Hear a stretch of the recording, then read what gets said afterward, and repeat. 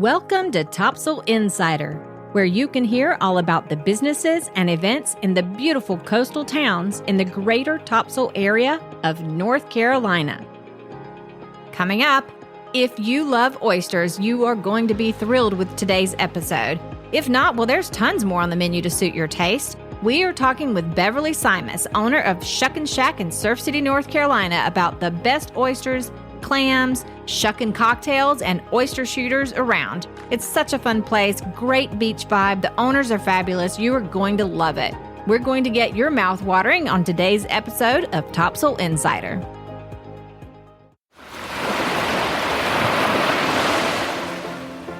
Experience a new level of luxury on Topsail Island at Saltwater Suites in Surf City, North Carolina. With no nightly minimum, you can enjoy short getaways or an extended stay. Each suite features luxury bedding, full kitchens with dining tables and dishwashers. And all suites other than the 3 ADA suites have full-size washers and dryers. And don't forget about those beautiful ocean views. 24/7 self-check-in provides a hassle-free and seamless experience. Saltwater Suites is the perfect choice for your next beach getaway. Book your next Topsail visit at saltwatertopsail.com or call 910-886-4818. Saltwater Suites, Topsail Island's premier luxury hospitality experience.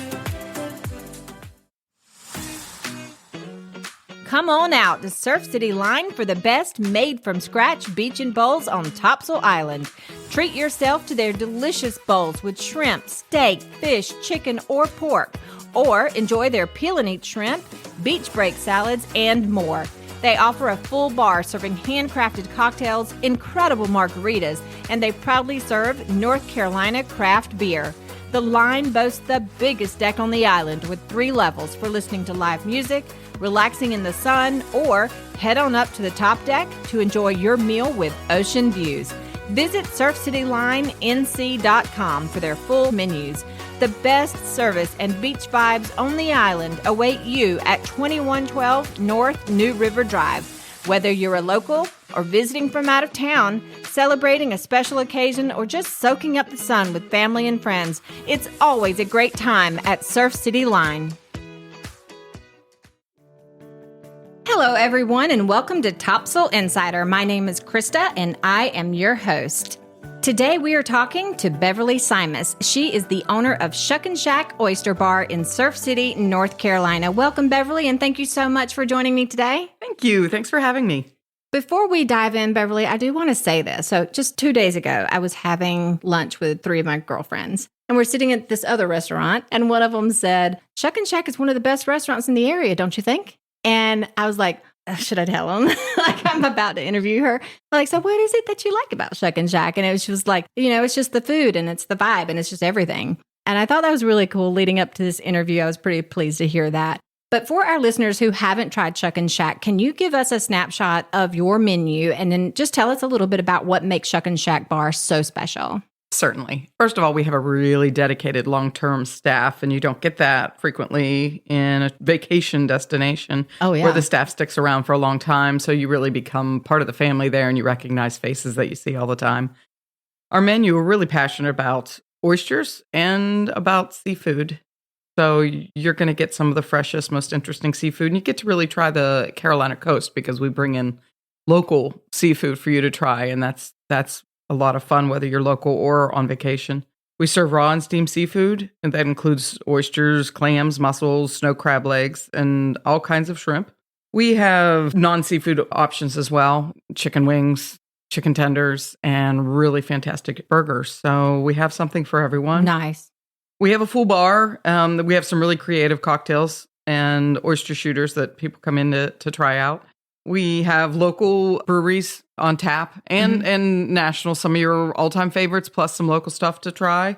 We really do try to cater to both the locals and the tourists. In the winter, it's primarily all locals, and we have a really great following that way. We also try to keep our tourists happy when they come too, because they feed the economy in this area, and they are appreciated. It's a loud restaurant. It's relaxing, fun music.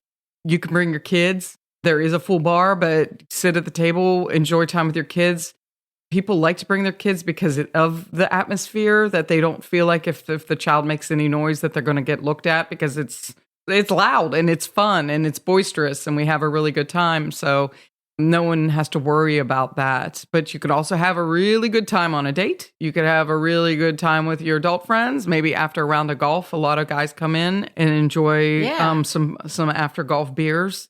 We have over 16 televisions, so we really cater to the sports fans. I did not know it was that many TVs. Yeah. Oh, yeah. During March Madness, which is going on, you can see all the games all the time. Same with NFL. Oh, you got different games playing on all the different TVs to appeal to all the sports fans. Okay. And we do sign up for some really unique sports channels that you're just not going to have at home. So if you're looking for a particular game that you just can't get on your regular TV, or why pay for a particular channel just for this one game, you can come out and visit with us, or call ahead and just ask if we're going to have it on. And we're real happy. We do everything. We bend over backwards to really get it on the TV for you. So really cool. We are known for our sporting events and making them a lot of fun. You have a breezeway there between your restaurant and the other restaurants there and businesses. Do you allow pets in your area, in that little seating area? Yeah, we're dog friendly out there. Awesome. We'll bring your pet a bowl of water. And really? Yeah, so if you arrive and you don't want to bring or don't know what to do with your pet, just pop your head in the door and say, I'm out here with a pet, and we'll send somebody right out and take care of you. Cool. This just sounds so fun. I love it. You own Shuckin Shack with your husband, Jason Simas, and you mentioned that you were both pretty passionate about oysters before you even moved here. So how and when did it become more than just enjoying oysters at home and restaurants and wanting to open your own restaurant? Can you walk me through what led to the decision and how you ended up here in Surf City and opening Shuckin Shack? Sure. Going back just a little, Jason was in the Air Force, and we were stationed all over the place. And primarily we started dabbling in oysters when we were in the Virginia Beach area. It's called Hampton Roads area. Mm-hmm. Virginia coast are really, really passionate about their oysters. Oh, okay. That explains it. Yeah, they have oyster hospitals. What? They've recognized the value. The Chesapeake Bay has been completely turned around on the backs of the oysters, from polluted to to somewhere you can boat and fish again.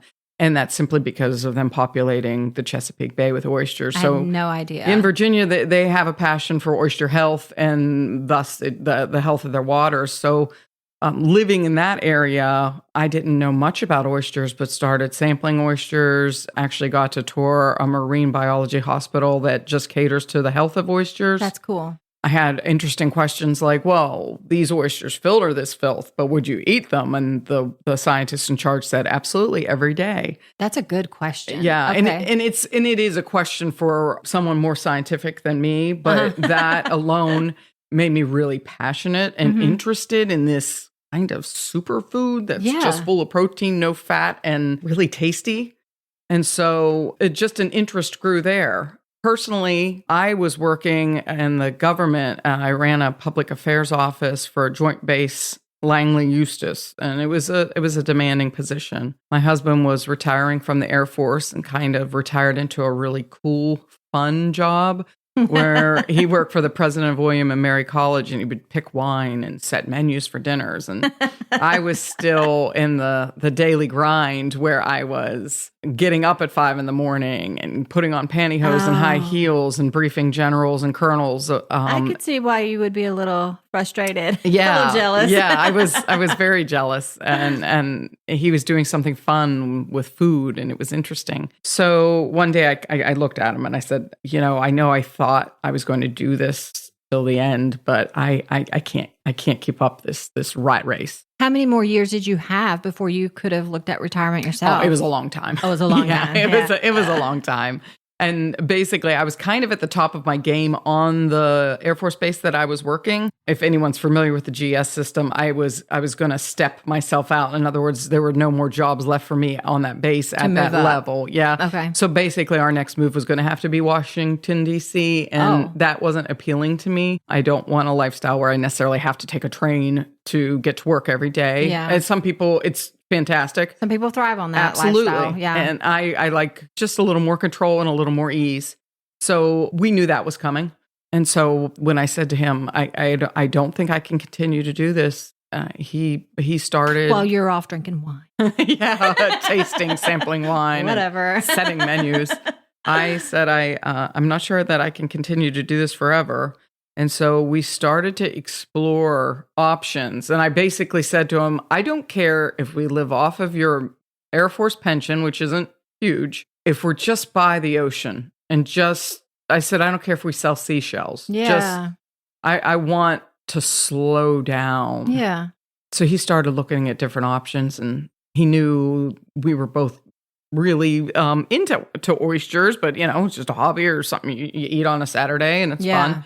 But he did see an advertisement to own your own oyster bar from a little tiny restaurant that's located in Carolina Beach, North Carolina, which I had no idea. I had never been there. And they're a small, it's basically a little alleyway of a restaurant. It's just a bar stools and a couple tables. They were doing really well and wanted to expand, and they were just looking for people that had a passion and also wanted to join on with them and maybe start a Shuckin Shack somewhere else. So we explored that. We went down there. To the Carolina Beach location. We went to the Carolina Beach location just as a weekend trip together. And sampled the food. And boy, we looked at each other and we said, if I was on vacation, I'd sit here all the time. This feel is fantastic. I hear that about your place. And actually, I have some friends who go to the one down in Carolina Beach. And they're like, it's just it's the vibe. Yeah. It's this very casual beach, be yourself, let your hair down, have fun. When I was a kid, we used to vacation in Rehoboth Beach, Delaware. And there was this place called Obie's by the Sea where you'd get steamed clams. And it was just amazing. You would just sit there and they'd bring out these steamed clams and some drawn butter. And it just, the taste of it was just amazing. And so I got that vibe again. It took me back to my youth where they're bringing out these big baskets of steamed seafood.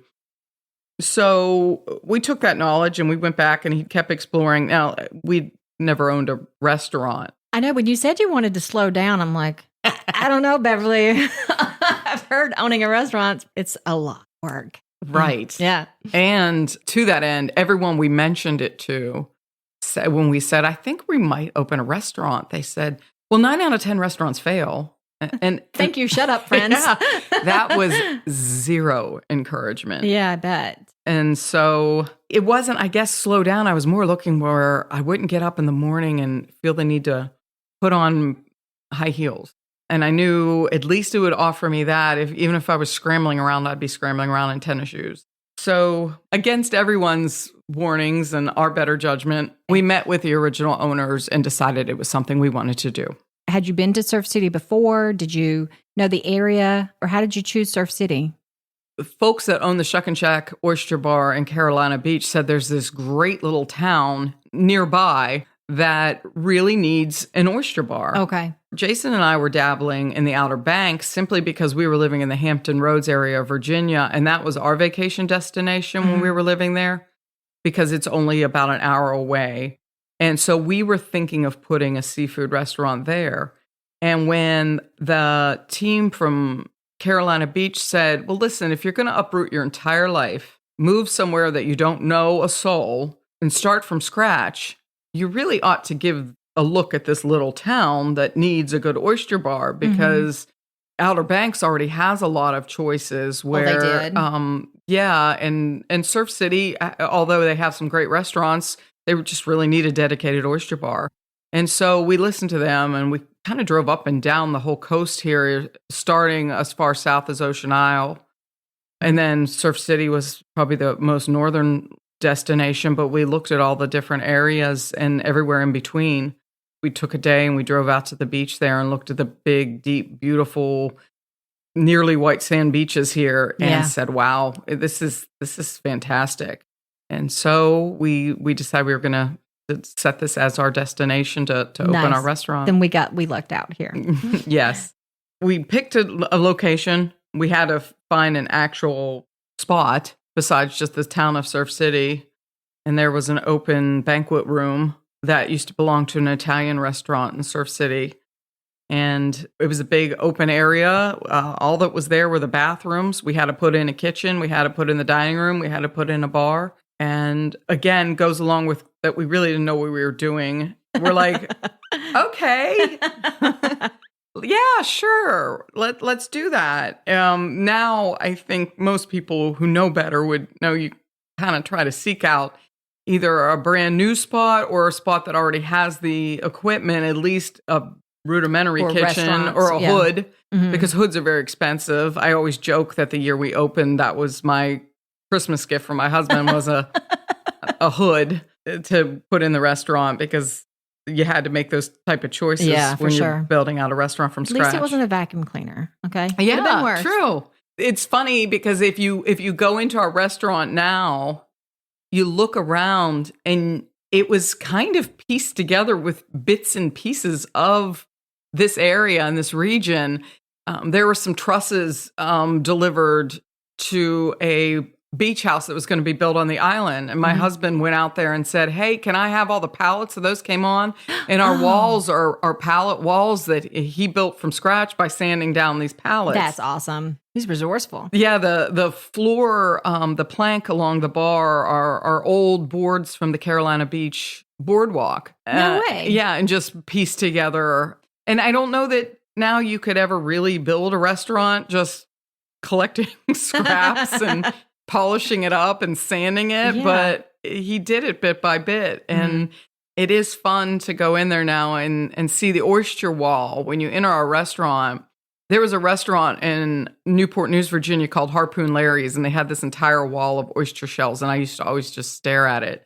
So when we opened our own oyster place, we built this oyster wall. We call it the oyster wall. Yeah. It's basically chicken wire cage filled with oyster shells. But at the time, we weren't serving oysters, so we didn't just have.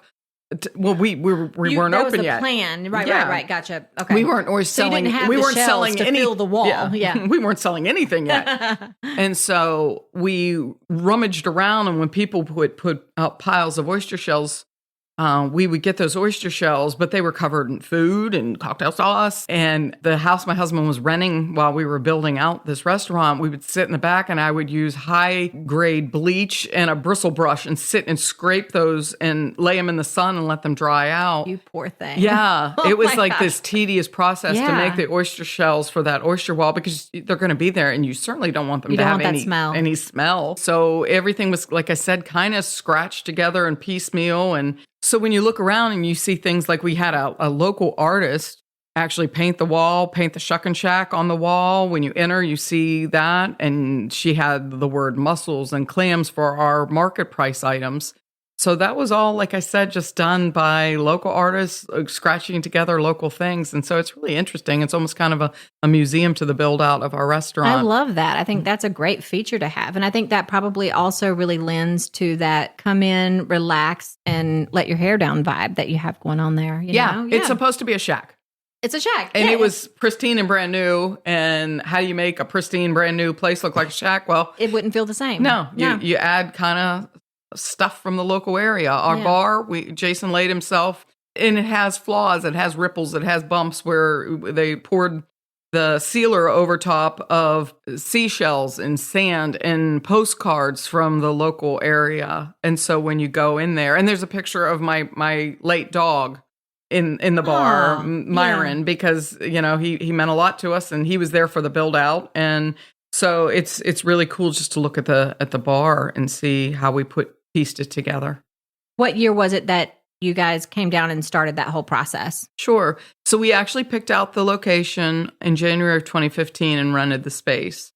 Jason immediately moved down from Virginia and began taking the space apart, taking out the floor and everything.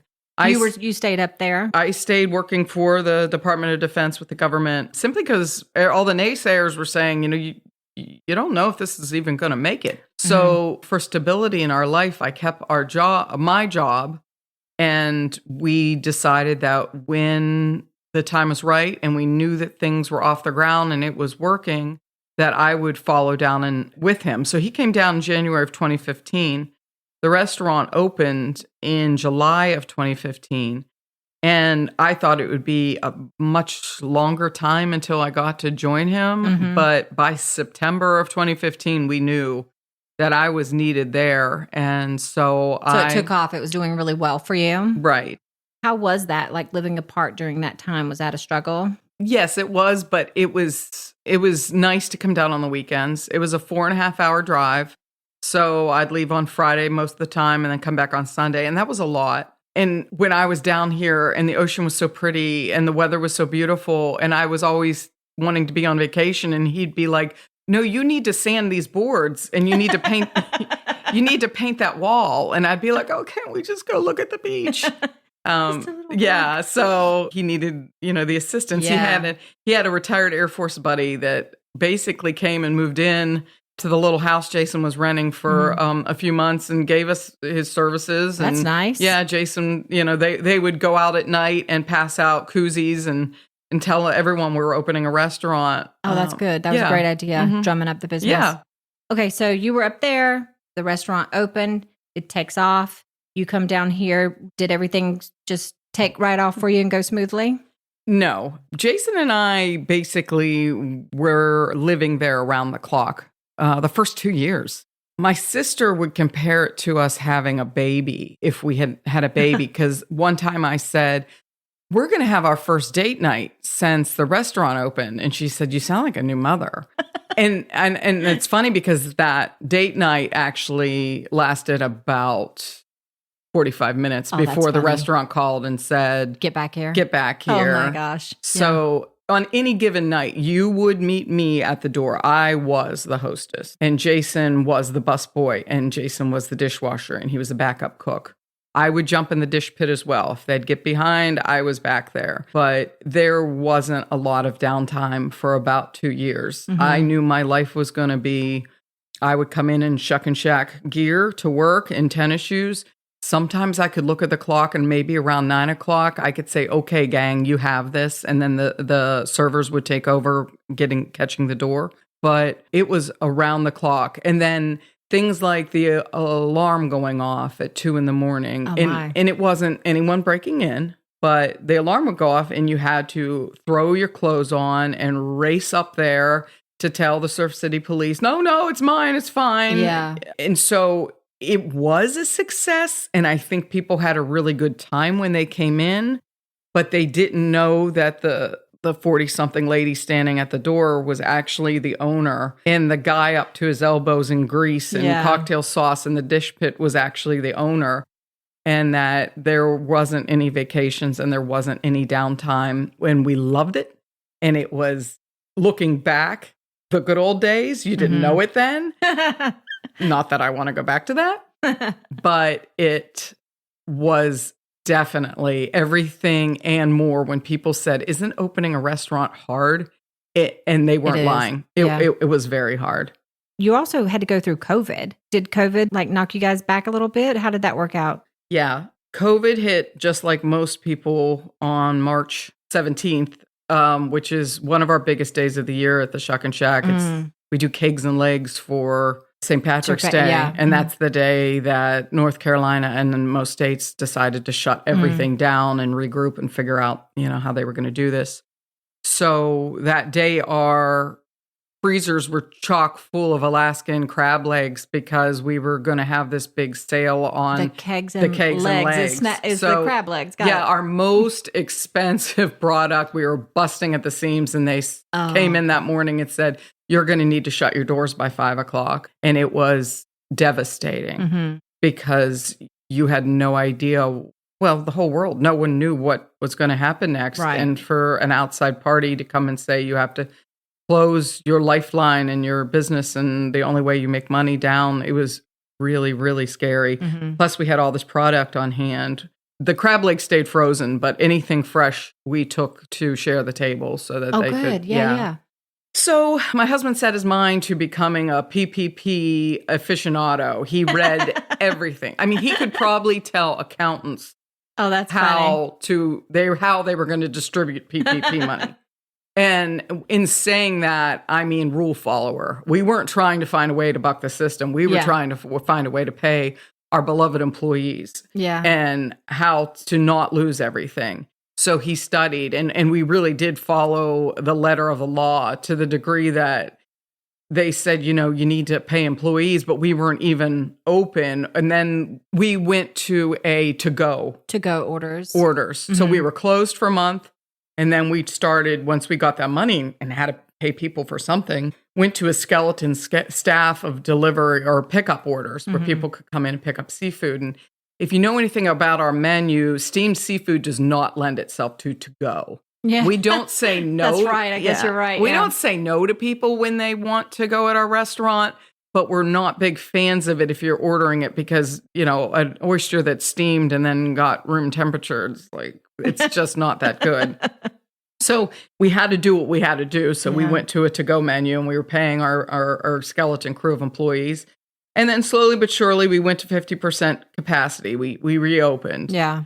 It was after Cinco de Mayo because I remember us trying to still do our Cinco de Mayo celebration by people just picking up food and taking it away because we also celebrate that at the restaurant. Well, you'll find we celebrate all holidays. All the drinking holidays too. Yeah. So we went to 50% for a little while, and we found out that all of these people that owned beach houses that lived in other states started coming and working and living in their beach houses to get away from the bigger cities because they didn't have to go into the office. Probably primarily they could be at their beach house. They could work from home. So why not work from the beach?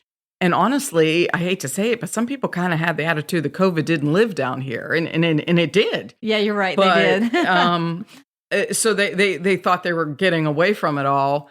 But once we reopened, it became a benefit to us because people wanted to go out to eat again. And where we were fighting the masses to say we have to stay at 50% because that's what they say we have to do, everyone wanted to come and eat. And so as soon as we got reopened at 50% capacity, it was off and running. And we were very, very blessed. Okay. That's good. That's good news.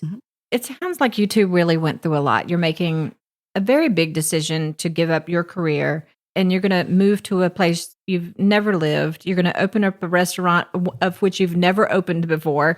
And then you go through COVID. At this point, do you have any regrets about making such a big decision?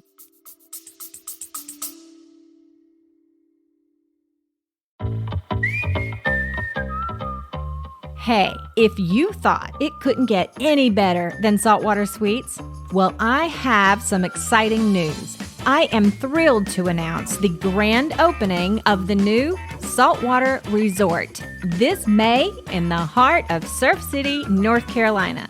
Saltwater Resort will absolutely redefine hospitality, creating a truly elevated vacation experience. All 24 suites offer opulent bedding, full-size washers and dryers, and well-appointed kitchens equipped with dining tables and dishwashers. And now you can relax and enjoy their beautiful saltwater pool.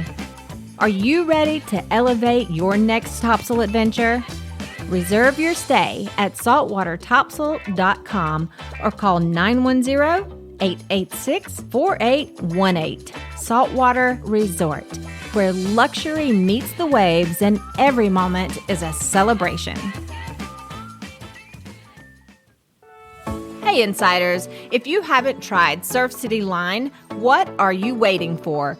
Chef Jay has created amazing made-from-scratch beach bowls, delicious peel-and-eat shrimp by the pound, wings, salads, and more.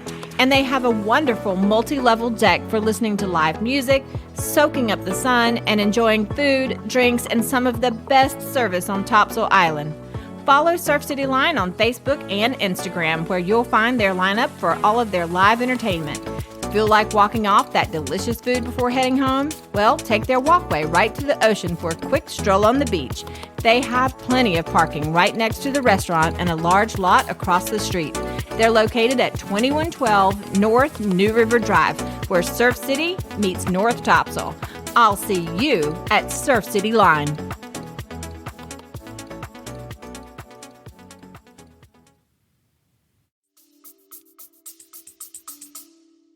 Absolutely not. I 100% love what we went through. Like I said, I look back into the days where we couldn't get away or we couldn't do anything but live, eat, sleep, and breathe the restaurant as the good old days.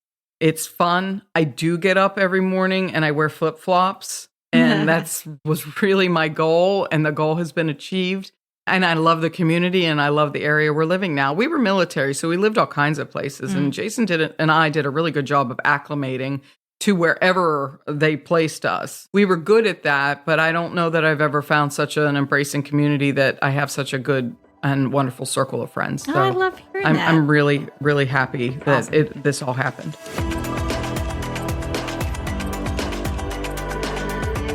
So your full menu can be found on the website, but let's go into a little more detail here so the folks can hear about it and get their mouths watering.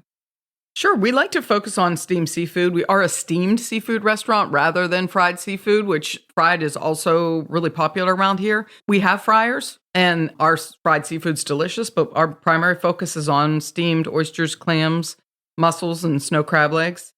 We do have raw food as well, and that's a whole other level of safety that we have to, and cleanliness that we have to pursue in our restaurant, because we do have raw oysters. We serve raw clams.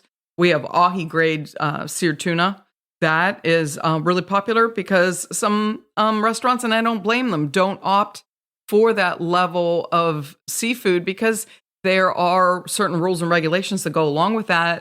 Again, just to say basically food handling that you have to adhere to. So we do, and we excel at it. We also have shrimp that you can get all the different ways that you can get shrimp. I do love fried shrimp.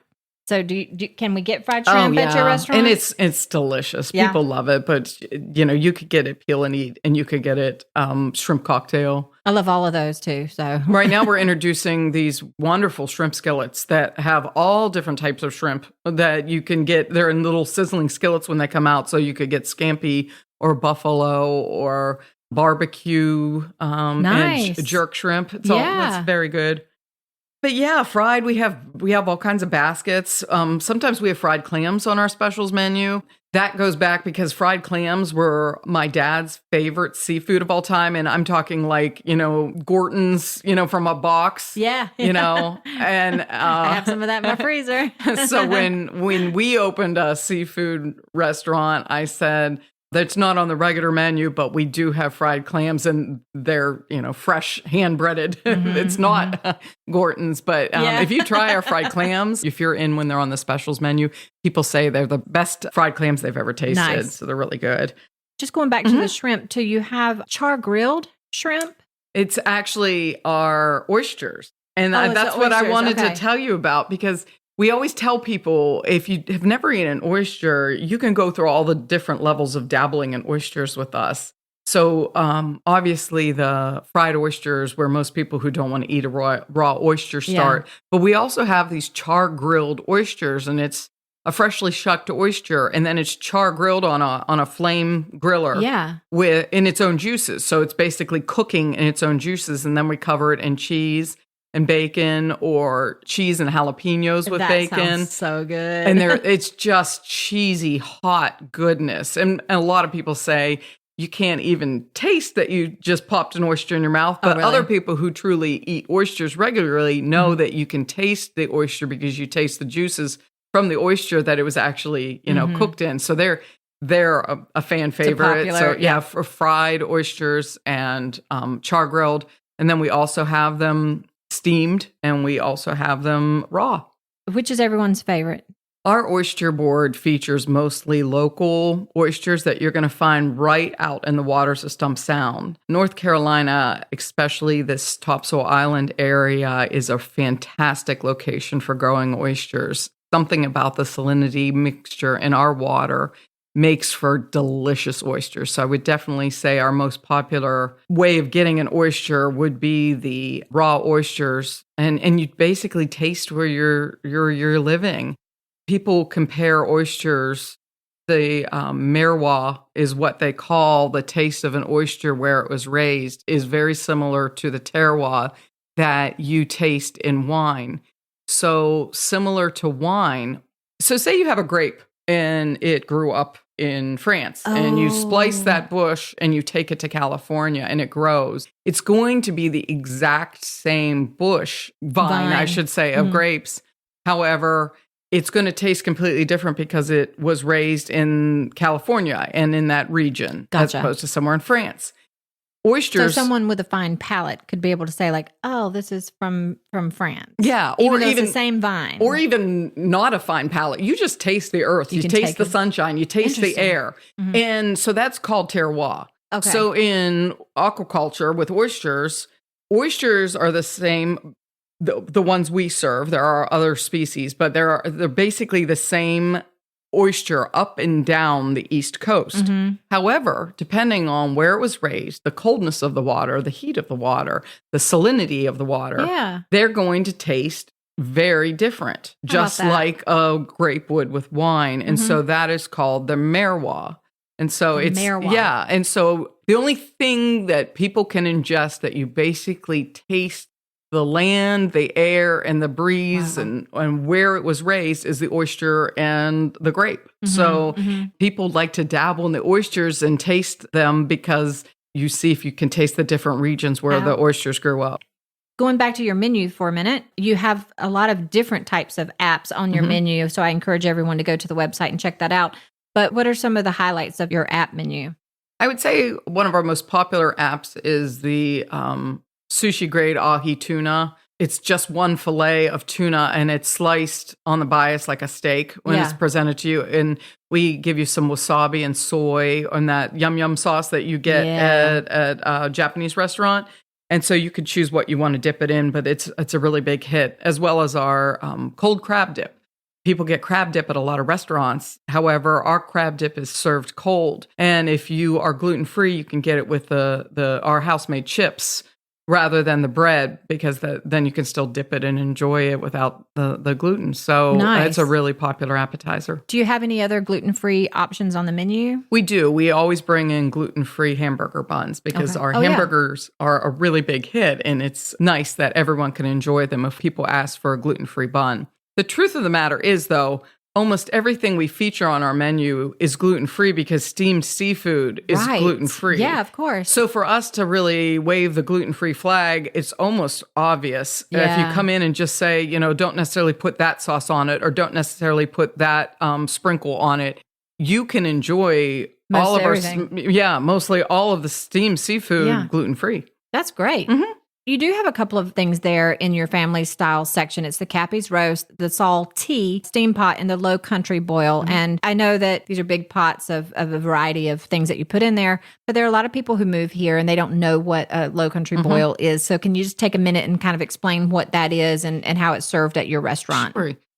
Historically, in the Low Country of the United States, they would get together family style and have these boils, where you boil up some shrimp and you boil up some sausage and corn on the cob and potatoes, and you lay it all out on some newspaper and everyone feasts on it. So we really try to do with our Low Country boils, take the work out for you. It's not boiled at a restaurant, to be honest with you. It's steamed. That's preferred simply because you don't lose any flavor at all when you steam it. You can get it a single, you could get it a double, and you can also order it family style. It'll feed up to 4 so that everyone can enjoy it at a really reasonable price. The Cappies and the Salties are different levels of steam pots. So if you want to sample different seafood on the menu and don't want to commit to just ordering a pound of crab legs, or you can get these big buckets, and that way the whole family can enjoy and everyone can sample all the different seafood. Pick out their favorite. Pick out your favorites, They're varying degrees of size. Some of them have corn on the cob or slaw served with it. And it's all written out real easy to read in the menu. But it's fun, to bring a family together over the holidays or to pick and to poke and to try the different seafood and figure out what's your favorite. Yeah. I love seafood myself, but my husband doesn't. So how do you satisfy those that aren't quite the seafood lover? What do you have there for them? You would be really surprised. You know how they say don't go to a seafood restaurant and order a burger? Yeah. Well, I would strongly encourage anyone to come in and give our burger a try. Yeah, we have a short rib meat blended into our beef blend. And so it makes for a really tender burger. And we cook them to temp for you so you can call it if you like it medium. Or our burgers are fantastic. He lives for burgers, so he'll be happy there. Definitely give it a try. But we also have buffalo wings, which are interesting because people see them on the menu and it seems kind of pricey, but we actually do the whole wing. So they're not pricey because say you order 6, you actually would getting 12 of what would be somewhere else because the flapper and the drum are attached. Gotcha. Okay, yeah. So our wings are a big hit, and people are always pleasantly surprised when they come to the table, or they're like, oh my goodness, I way over ordered. So we have the staff say, hey, these are whole wings, but we have salads, tacos you can get with chicken, along with an array of different types of seafood. Seafood too. Okay. Yeah. So the kids do come in because you mentioned earlier that they're welcome there and blend in nicely with all the noise. So what kind of menu do you have for the youngins? Yeah, we do have a great menu, and you can get items that aren't necessarily seafood. So if you do have a picky eater, they can enjoy chicken tenders. And then they can also, for a really reasonable price, try shrimp. You know, because it is an option on the kids' menu. So that's nice if your kid wants to try something a little bit different. You were telling me about your sauces during the pre-interview. Can you share with the listeners about your sauces? I found that very interesting. Yeah. I have family members come to town and they say, why is your seafood so good? Why is it so different? And besides the fact that we put a lot of pride in steaming our seafood and making sure everything's cooked to the right temperature, we don't put everything necessarily all in at the same time. I think the other big standout is that nearly every sauce, dip, and dressing that's on our menu is scratch made in our kitchen. We spend a lot of time on the preparation. So there are cooks that are line cooks, and they actually prepare the meal that you're going to receive. But in the morning, long before you ever come into the restaurant, there are preparation cooks that spend time making from recipe, but from scratch, a lot of our sauces and our dips and our dressings. And I think that does really make things different. I saw something on your website also about your Friday night lobster dinners and your famous clam strip special. What can you tell me about those? Yeah, the clam strips I was talking about a little bit early. That goes back to when my dad... The fried clam strips? Is that what you mean? Okay. And then, but we also have fresh local clams. If you want to try clams, we have amazing clams. People just rave about the fresh local clams we have, and you can get them steamed. On occasion, we do bring in lobsters. There's a demand. We get our lobsters from Maine. They're not local, because lobsters aren't local. But we get our lobsters from Maine, and we steam them up. We only bring in a few because we don't have a lobster tank. And so the lobsters are brought in live, and so we want to steam them up same day so that everyone can enjoy them fresh and right away. If we do bring in way too many lobsters, then we steam them up, and they also become our lobster roll. With the same company that does the live Maine lobster, lobsters that aren't viable to necessarily send live, they also pull the lobster meat right there in Maine. And so we get that same lobster meat, and we use that in our lobster roll, which people need to know is served cold, but it's on a hot buttered roll. So the roll is warm, but in traditional style of New England style lobster roll, the meat is served cold with a little bit of spices. We're going to move on to your cocktails, which I find, I mean, the pictures are online, and I love the pictures. The Shuckin cocktails is really quite something to see. And I love the names of all the drinks. So you've got the Shack Attack, the Dark and Stormy, the Painkiller, and the Shucktini. Tell me a little bit about these cocktails. Well, our cocktails aren't way out there. In other words, you would be able to find most of those cocktails like a Painkiller or a Dark and Stormy other places. However, what makes them a little bit different is we either add our own flair. For example, the Shucktini is going to come with a raw oyster in it, and it has an Old Bay rim. But really, when you melt it down, it's going to be very similar to a dirty martini. It was beautiful to look at online. I loved it. Yeah. A lot of people are really hesitant. And just because you get an oyster in it, you don't have to eat the oyster if you don't want to eat the oyster. But I suggest give it a try. Sure. But the Shack Attacks, for example, our Bloody Mary, and it's a blend of our own spices. So it's unique, but that's going to come with a chilled shrimp, a cooked shrimp on the edge of the drink. So they're not like crazy cocktails or these kind of bizarre pre-prohibition cocktails that really some people feel intimidated by. These are really common, but we do enough to make them a little bit unique and have a special flair. A little shack flavor to it. Even more fun, I think, are your oyster shooters. So the SOB Bomb, the Mexican Bullfighter, the Dawn Patrol, and the Smack My. So tell everyone what's in the Smack My. And which one of these are your best sellers? Well, people will come in sometimes just for the oyster shooter menu. We do have a menu of oyster shooters, and I think it's kind of a challenge to see if you're going to shoot it with the full oyster in the glass. Most of them are basically made with vodka. The Mexican bullfighter is tequila based.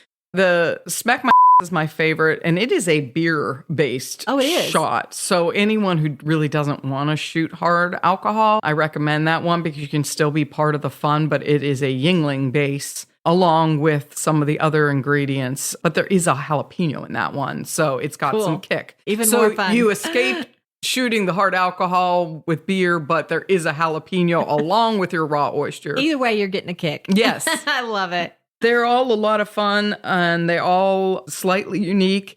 You can just taste all of them and pick out your favorite. You mentioned that you use alcohol from local distilleries. Mm-hmm. You serve wine and beer too? Absolutely, yeah. You do. One thing I do want to highlight is that we're really proud in that at our restaurant, Jason and I have decided that we don't use any what they would call rail alcohol, which is kind of equates to a generic alcohol. If you're at the Shuckin Shack, you're never going to get a generic alcohol. Okay. Everything is premium alcohol. And I don't think people realize that because we really don't upcharge you because of that. You just naturally will get a premium alcohol and something that's not off name or off brand that you don't know what it is. I love that. But locally, we have been working with End of Days, which is out of Wilmington. Mm-hmm. And we also are looking to partner with Hidden Ships Distillery, which is in Surf City. They're pretty new too, right? Yeah. So when they're ready, we'd like to feature some of their items as well. Regarding beer, we have always featured local breweries. The most local brewery we feature is Salty Turtle Beer. Yeah. But we also have Waterline and Bill's and Wrightsville Brewing out of Wilmington. Sure, but and many others as well. We rotate them all the time. But you're also going to find your favorite national brands of beer, and you're also going to find some international beer as well. We like to feature those. Wine is my favorite drink. And so you're going to, for a place called the Shuckin Shack, you're going to be surprised with some reasonably priced yet really quality wine. We gathered up a lot of different distributors and feature the best we can find with them.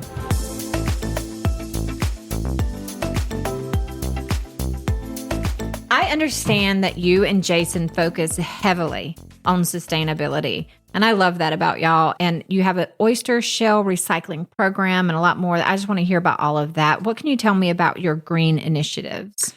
We are very, very proud of our oyster shell recycling. You can come into our restaurant and shuck an oyster and rest assured that oyster shell is never going to see the landfill. We recycle 100% of our oyster shells. That's cool. That equates to about 250,000 shells, probably sometimes more, but 250,000 shells every year. That alone, we acknowledge oysters grow on top of oyster shell. So we need the oyster shells to go back to the water so that we can raise more wild oysters. Not we raise them, but the ocean itself raise more wild oysters. So we make sure that all the shells go back to the water. There's also the North Carolina Coastal Federation rebuilds reefs. They put the oyster shells in baskets and rebuild artificial reefs to protect habitats. So the shells all go to that as well. Is that locally or is that? Yes. Yeah? Yeah. Okay. That's locally. There's a station where you can take oyster shells on Morse Landing Road and they just stack up and kind of dry out. And then a few times a year, the NC Coastal Federation comes out and volunteers bag. NC Coastal Federation. Mm-hmm. Okay, gotcha. Yeah, they come out and they bag the oysters and they create artificial reefs. Currently, our oyster shells are being collected by an oyster farmer named Cody Fasum. He owns Ghost Fleet Oysters. Okay. And they are environmentalists. Rachel and Cody believe in sustainability and the importance of the oysters on the ocean. So right now, he got a grant to collect oyster shells and to put them back into the water. So Cody comes and collects all of our shells and uses them for environmental purposes. Cool. We are certified ocean friendly. That means we have to take the extra step to make sure that the things that we use in our restaurant, for example, to-go containers are environmentally sound. So no styrofoam? No styrofoam. Okay. We pay a little bit more for the product. So when you willy-nilly say, may I have a to-go box, always consider that because to-go boxes aren't cheap for what we do. But if you really need a to-go box, by all means, get one. But, you're going to get a paper-based to-go box, and it's going to be put in a paper bag. So we're part of the Skip the Straw initiative, and you can purchase a metal straw if you prefer that. Most people who really believe in metal straws bring them in with them. Okay. However, all of the straws that we use, we don't necessarily give you a straw. We would prefer people skip the straw. Yeah. However, there's some people who just really can't enjoy a meal without the use of a straw. And so all the straws that we do offer at our restaurant are compostable. So you and Jason, you really do give a lot back to the community. And I know because I've seen some stuff posted on Facebook and everything, and we talked about that a little bit in the pre-interview. Let's talk about some of the local charities that you do contribute to. Certainly.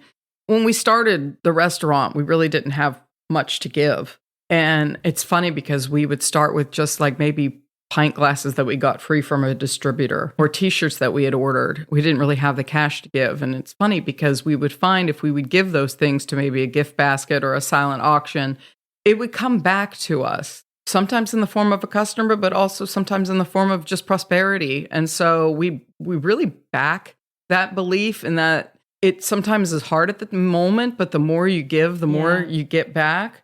We do have a few select charities that we primarily give to. And so sometimes at the end of the year, somebody comes in and says, oh, we have this really important cause. And we say, really, it's not that we don't want to give. It's simply because we allocate. We've already allocated the annual funds. So a lot of our annual funds are allocated to the Real Housewives of Topsail Island, breast cancer awareness charity, and Ocean Fest, which is a really fun couple of days for people to come out. But the primary goal is to give the money from the festival back to causes, charities, grants that protect the ocean.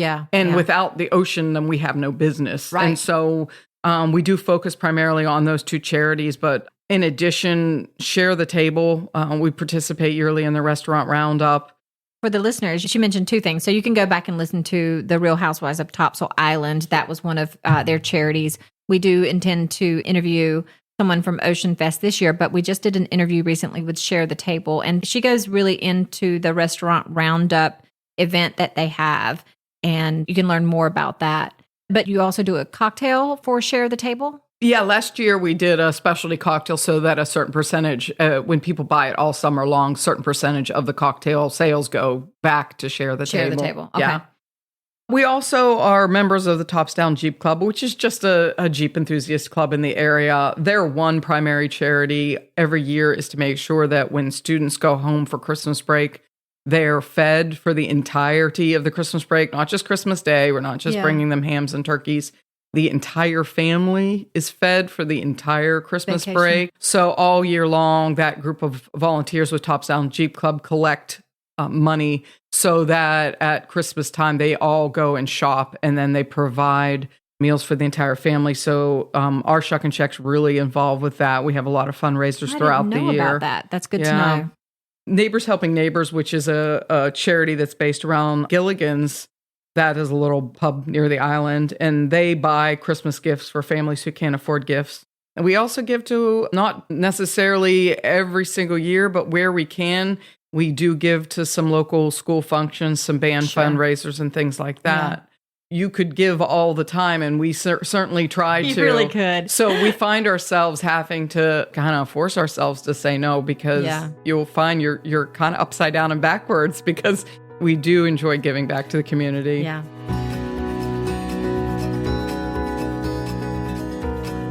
Beverly, so we have come to the end of the episode, and I have really enjoyed talking to you. But I like to finish up with something called final thoughts.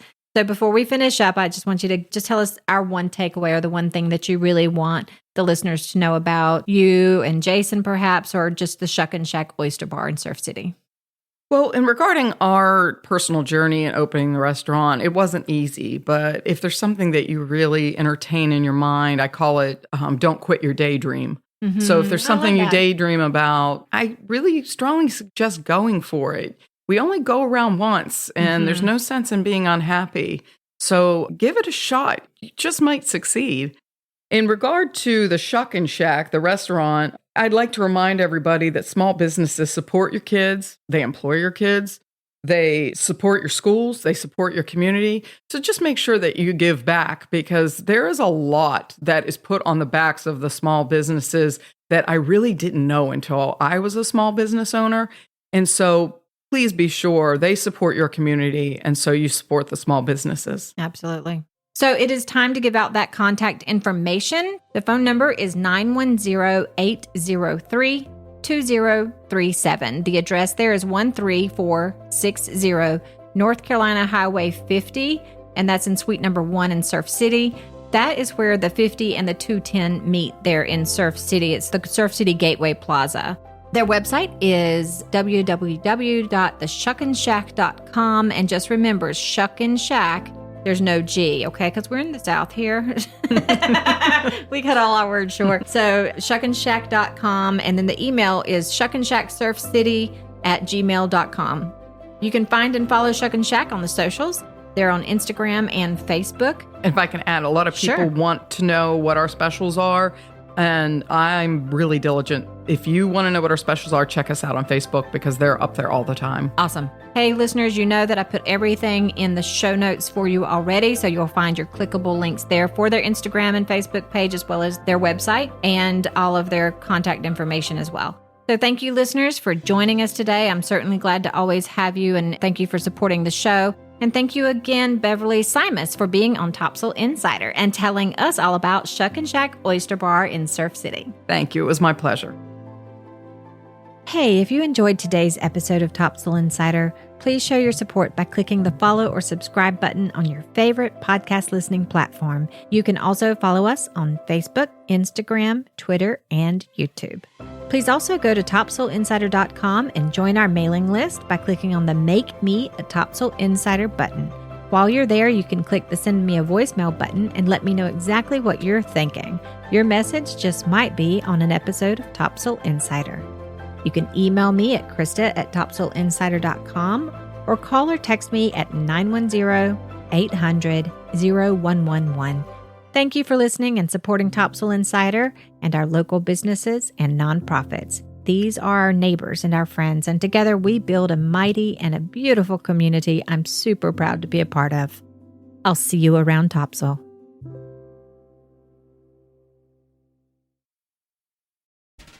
Hey guys, it's Leah with Topsail Talk. I explore local businesses, services, people, and activities in Topsail and its surrounding areas, and I post videos about them. You can find and follow Topsail Talk on Facebook and Instagram. You'll never know where we're going to go, but if you try one of my stops, be sure to tell them Topsail Talk sent you.